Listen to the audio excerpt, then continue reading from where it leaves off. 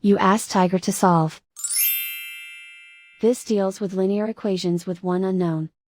The final result is t equals -14. Let's solve it step by step. Simplify the expression. Swap sides.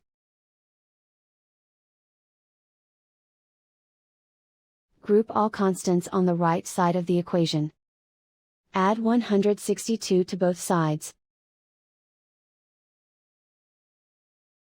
Simplify the arithmetic.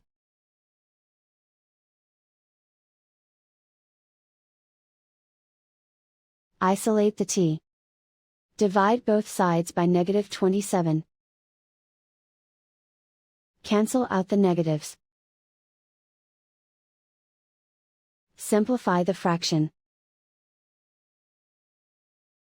Move the negative sign from the denominator to the numerator. Find the greatest common factor of the numerator and denominator.